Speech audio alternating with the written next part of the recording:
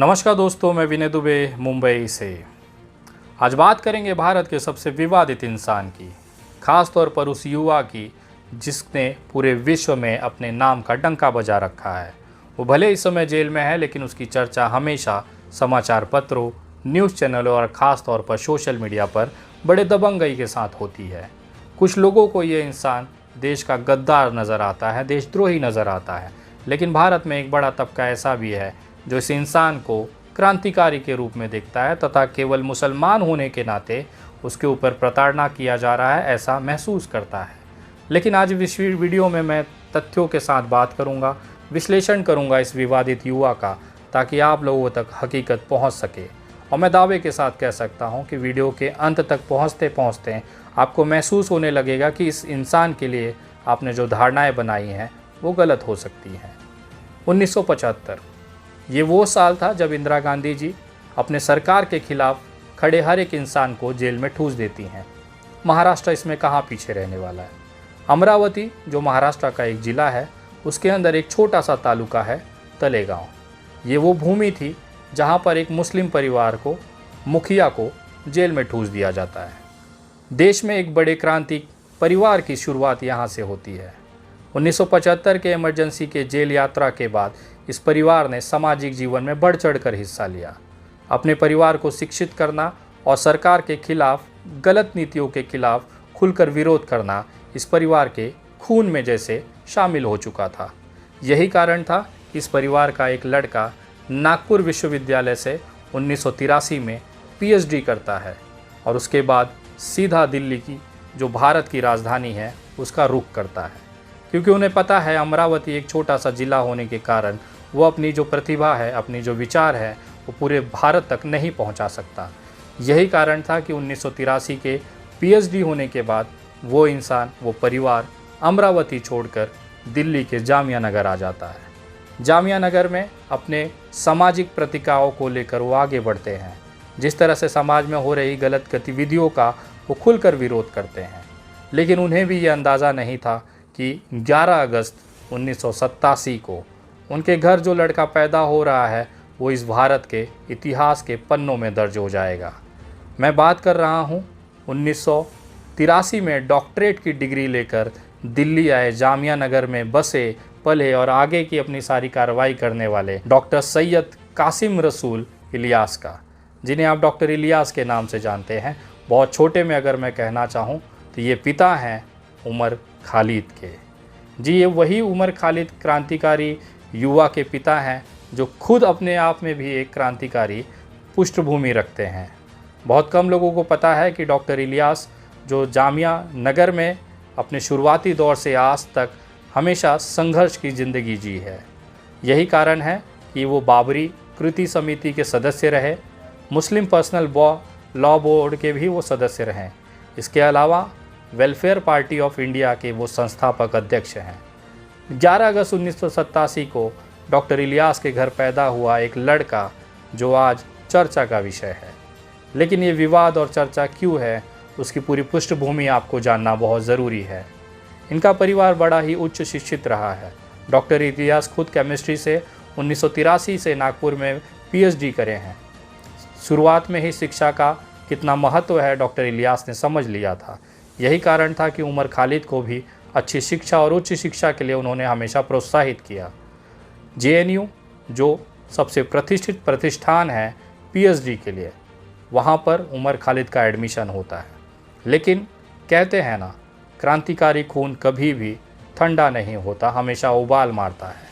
यही कारण था कि आपको एक घटना हमेशा से आपके दिमागों में कैद हो गई। वो दिन था 9 फरवरी 2016 का। जी, वो काला दिन जिसे भारत के इतिहास कभी भूल नहीं सकता। 9 फरवरी 2016 को जेएनयू के कैंपस में नारे लगाए गए, जिसमें भारत के टुकड़े, कश्मीर की आज़ादी और अफजल गुरू जिसने संसद भवन पर हमला किया उसके फांसी को लेकर शर्मिंदगी महसूस की गई। ये वो काला दिन था जिसे हर भारतीय बहुत शर्मिंदगी से देखता है। लेकिन इस नारे के बाद एक विवाद का जन्म हुआ। 4 दिन बाद वहाँ पर कुछ लोगों की गिरफ्तारी हुई। उस कुछ लोगों में एक बड़ा नाम था जेएनयू के अध्यक्ष कन्हैया कुमार का।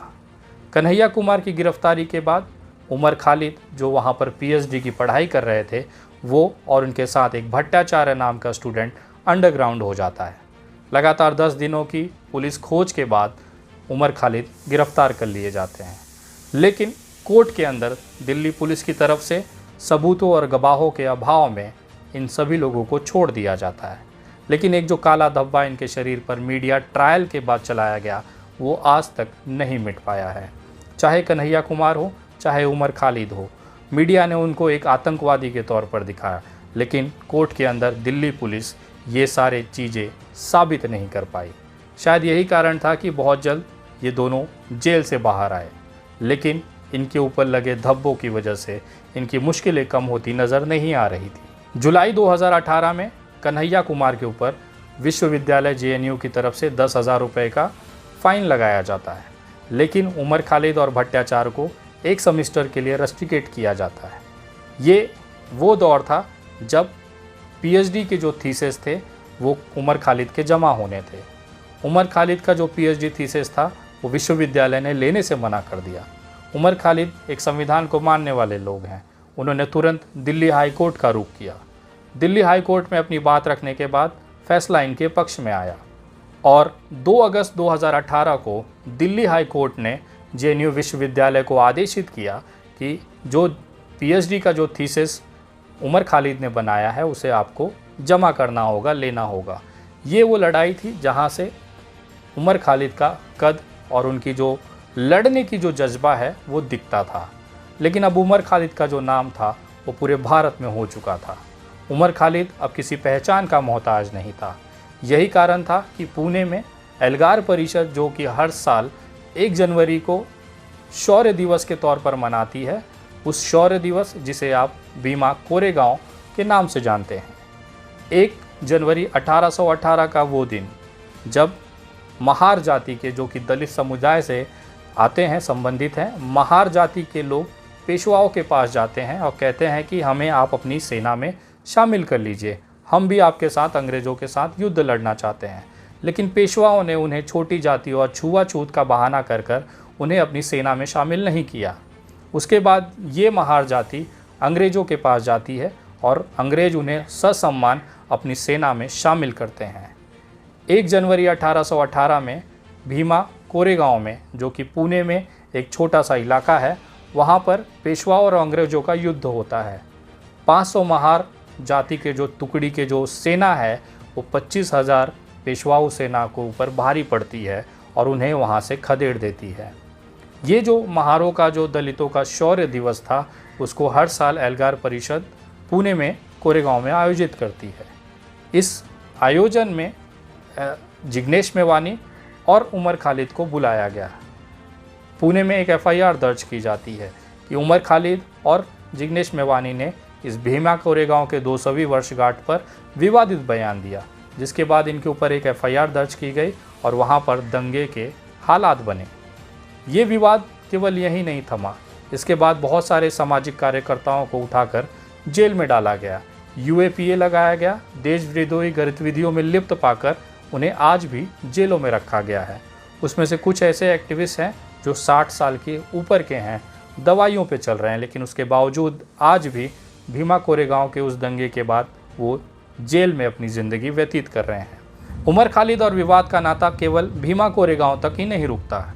14 सितंबर 2020 को दिल्ली की स्पेशल सेल ने उमर खालिद को गिरफ्तार किया। उनके ऊपर ये आरोप था कि दिल्ली में हुए जो दंगे थे वो उन्होंने कराए, ये पूरी तरह से प्री प्लान थे। जब डोनाल्ड ट्रंप, जो कि उस समय अमेरिका के राष्ट्रपति थे, उनका एक भारत का दौरा होना था, लेकिन उस दौरे से कुछ दिन पहले CNRC के एक मंच पर उमर खालिद ने लोगों को भड़काया कि आप सड़कों पर उतरिए और दिखा दीजिए कि भारत कितना मजबूत है, यहाँ पर क्या स्थितियाँ हैं। इस बयान को मुख्य तथ्य बनाकर दिल्ली पुलिस ने उनके ऊपर UAPA के चार्जेस लगाए, दंगों के आरोप लगाए। न केवल दंगों के आरोप लगाए, उनके हिसाब से ये पूरा जो दंगा था ये प्री प्लान किया गया था। आम आदमी पार्टी के जो एक पार्षद है ताहिर हुसैन, उमर खालिद, ये लोगों ने मिलकर दिल्ली दंगे को प्लान किया, जिसके बाद दिल्ली को जलाया गया। देखिए मुसलमान नाम का कितना असर होता है।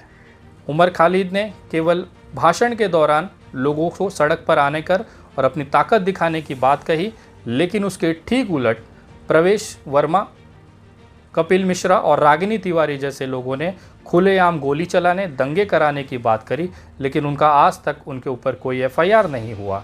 एक जज साहब दिल्ली हाईकोर्ट के, उन्होंने हिम्मत कर इस पे जांच बिठाने का कोशिश किया तो उनका रातों रात तबादला कर दिया गया चंडीगढ़ और हरियाणा हाईकोर्ट में। ये सिलसिला उस समय होता है जब नाम मैटर करता है। दिल्ली दंगों में बंद उमर खालिद के ऊपर कितना प्रेशर है, प्रशासन के ऊपर कितना प्रेशर है, इसका अंदाज़ा आप इसी से लगा सकते हैं कि आज 2022 तक किसी भी मामलों में पुख्ता कोई सबूत वो प्रस्तुत नहीं कर पाए। हालात ये हैं कि जब जज साहब ने उनसे पूछा कि दिल्ली में जो धमाके हुए हैं या दंगे हुए हैं उसकी जानकारी आपको कैसे पता चली, तो पुलिस ने ये एक रिक्वेस्ट वहाँ पे दी कि हमें इसकी जानकारी बीजेपी के जो आईटी सेल हैं अमित मालवीय, उनके वीडियो से पता चली। और ये वीडियो डॉक्टरेड है कि ओरिजिनल है, इसकी कोई भी सत्यता अभी तक पुलिस कोर्ट में हाजिर नहीं कर पाई है। शायद यही कारण है कि लगातार उमर खालिद के ऊपर लगे सारे आरोप कोर्ट में निराधार साबित हो रहे हैं और धीरे धीरे वो सारे मामलों से बरी होते जा रहे हैं। एक ताज़ा अभी जो मामला जिसमें वो बरी हुए हैं, खजूरी कास का एक केस 101/2020 जिसमें उनके ऊपर पत्थरबाजी के आरोप थे, उसमें अभी रिसेंटली कोर्ट ने उन्हें बाइज्जत बरी किया है। हालात ये हैं, सरकार के ऊपर दबाव इतना है कि उमर खालिद का जितना भी जो बेल एप्लीकेशन है, जमानत याचिकाएं हैं, उसे रद्द की जा रही हैं। अगर इनके सिलसिले पे आप ध्यान देंगे तो आपको महसूस होगा कि बिना आधार के, बिना सबूत और बिना तथ्यों के आरोप में गिरफ्तार किया हुआ एक युवा आज किस तरह से प्रताड़ित किया जा रहा है। अगर आप बेल की एप्लीकेशन देखें तो पहली बेल एप्लीकेशन गई थी जुलाई 2021 में, जिसे दिल्ली कोर्ट ने रिजेक्ट कर दिया। उसके बाद मार्च 2022, 18 अक्टूबर 2022, 3 दिसंबर 2022, ये वो बेल एप्लीकेशन है, जमानत याचिकाएं हैं जहां पर उमर खालिद को बिना कोई तथ्य के आधार पर खारिज कर दिया गया। केवल दिल्ली पुलिस को ये शंका थी कि दिल्ली के जो दंगे हैं इन्होंने कराए, जिसके एवज में आज तक दिल्ली पुलिस और बाकी जो जांच एजेंसियां हैं कोई भी पुख्ता सबूत, तथ्य और गवाह हाजिर नहीं कर पाई हैं। अब जाकर कहीं उमर खालिद को 7 दिन के लिए उनकी बहन की शादी में शरीक होने के लिए अंतरिम जमानत दी गई है, जो 23 दिसंबर से 30 दिसंबर तक लागू होगी। 23 दिसंबर 2022 को उमर खालिद जेल से बाहर आएंगे, अपनी बहन की शादी को अटेंड करेंगे और 30 दिसंबर को उनको वापस सरेंडर करके इस जेल में, तिहाड़ जेल में वापस जाना है। लेकिन सबसे जो गंभीर विषय है वो ये है कि एक ही कृत्य में 2 नाम, एक जिसमें हिंदू नाम है और एक मुसलमान नाम है। हिंदू नाम इस समय आराम से अपनी राजनीतिक जीवन जी रहा है, लेकिन एक मुस्लिम नाम का इंसान लगातार षड्यंत्र का शिकार होकर जेल में कैद है। लेकिन जब भी मैं इनके पिताजी से मिलता हूँ, डॉक्टर इलियास से मेरी मुलाकात होती है, एक गर्व का विषय उनके लिए होता है। उन्हें कहीं पर भी ये थोड़ा सा भी गम नहीं है कि उनका लड़का जेल में है, बल्कि मैंने उनके अंदर वो गर्व देखा है हमेशा से कि वो उन्हें बहुत फ़ख्र महसूस होता है कि मेरा बेटा कोई क्राइम करके, चोरी करके, सीना चपटी करके, बलात्कार करके जेल में नहीं है। देश में हो रहे गलत के खिलाफ आवाज़ उठाकर वो बंदा जेल में है, इसका एक गर्व इनके पिताजी को हमेशा से होता है। इनकी माता से भी जब मुलाकात होती है तो उनके अंदर भी ये एक गर्व की भावना मैं देखता हूँ। कहीं ना कहीं जब मैं इनके परिवार से मुलाकात करता हूँ तो एक बहुत ही, मुझे भी आंतरिक तौर पर एक गर्व महसूस होता है, फ़ख्र महसूस होता है कि एक पिता जो बुज़ुर्ग हो चुका है, उसका जो जवान लड़का इस समय तिहाड़ जेल में बंद है, जिसमें कोर्ट के अंदर कहीं पर भी न्याय नहीं मिल रहा, हर जमानत याचिका खारिज हो जाती है, हर तारीख पर इनको निराशा मिलती है, हर प्रशासनिक अधिकारी इनके साथ बदतमीज़ी करता है, प्रशासन और सरकार इनको हमेशा से प्रताड़ित करने का कोई मौका नहीं छोड़ती। उस दौरान में भी ये इंसान जो उमर खालिद के पिताजी हैं, वो मुस्कुराते हुए बाहर आते हैं और इनके अंदर वो जो गर्व का भावना है वो रत्ती भर भी कम नहीं हो पाता। तो कहीं ना कहीं इनके जज्बे को देखकर हम जैसे लोग सीखते हैं कि विपरीत परिस्थितियों में भी संविधान को विश्वास मानकर आगे बढ़ना और समय का इंतज़ार करना, सब्र करना और जो भी हो रहा है उसके ऊपर वाले को शुक्रिया अदा कर उसके लिए निश्चिंत होकर आगे बढ़ना, ये कहीं ना कहीं जो जज्बा है केवल उमर खालिद के परिवार के अंदर ही दिख सकता है। क्योंकि ये क्रांतिकारी का खून 1975 से 2022 तक चला आ रहा है। यहाँ पर निराशा, हताशा तो आप समझ ही नहीं सकते। उमर खालिद का जो जीवन जेल में बीता है वो भी बहुत हंसता मुस्कुराता बीता है। जब भी उन्हें कोर्ट ले जाया जाता है तो एक मुस्कुराता हुआ चेहरा विरोधियों की छाती पर सांप लुटा देता है। लेकिन केवल यही बात नहीं है। एक पढ़ने वाला लड़का जिसने पीएचडी किया हुआ है वो जेल के अंदर भी किताबें पढ़ रहा है। इनके पिताजी से जब लास्ट बात हुई थी तो उन्होंने कहा था कि अब तक करीबन 80 से 90 किताबें उमर खालिद जेल में पढ़ चुका है, जो भारत के सामाजिक समरूपता को लेकर, भारत के संविधान को लेकर अलग अलग टॉपिकों पर ये किताबें उन्होंने जेल के अंदर मंगा कर पढ़ी हैं। तो कहीं ना कहीं ये इंसान देशद्रोही या देश के साथ गद्दारी कर सकता है, इसकी संभावनाएं लगभग न के बराबर। ये संभावनाएं न के बराबर इसलिए भी मुझे नज़र आ रही हैं क्योंकि दिल्ली पुलिस ने जिस यूएपीए और बाकी दंगों के आरोप में उमर खालिद को आज तिहाड़ जेल में रखा है, वो खुद इस आरोपों को साबित करने में नाकाम होती दिख रही है। आज तक जितने भी मामले उमर खालिद के ऊपर लादे गए या ज़बरदस्ती बनाए गए, उन तमाम मामलों में धीरे धीरे आरोप न साबित होने पर वो जेल से बाइज्जत बरी होते रहे। लेकिन केवल प्रशासनिक तौर पर ऊपरी दबाव की वजह से, एक हट की वजह से आज भी उमर खालिद जेल में है और मुस्कुराता हुआ है। कहीं ना कहीं ये मुस्कुराहट हम तमाम लोगों को प्रेरणा दे जाती है कि विपरीत परिस्थितियों में भी लड़ते रहिए। कहीं ना कहीं संविधान आपके लिए खड़ा है। जिन लोगों को भी संविधान पे विश्वास होता है, उनके चेहरे पर उमर खालिद के जैसे ही विश्वास होता है। आपको ये वीडियो कैसा लगा कमेंट में ज़रूर बताएं। हो सकता है आप ये वीडियो आगे लोगों तक ज़रूर पहुंचाएं, क्योंकि जो उमर खालिद का इतिहास है वो बहुत छोटा नहीं है। एक क्रांतिकारी परिवार से आया ये लड़का आज इतिहास के पन्नों में दर्ज है और आगामी भविष्य में भारत का वो चेहरा बनेगा। लेकिन यह हकीकत देश के हर मोबाइल तक पहुंचना ज़रूरी है, उसकी जिम्मेदारी आपकी है। मैं इस तरह से लगातार अगले वीडियो में किसी अन्य टॉपिक पर, किसी अन्य विश्लेषण के माध्यम से देश की वो सच्चाई आप तक पहुंचाने की कोशिश करूंगा जिससे आपका रूबरू होना बहुत ज़रूरी है, क्योंकि आप और हम मिलकर ही देश के नए भविष्य को बनाएंगे। तब तक के लिए जय हिंद, जय महाराष्ट्र।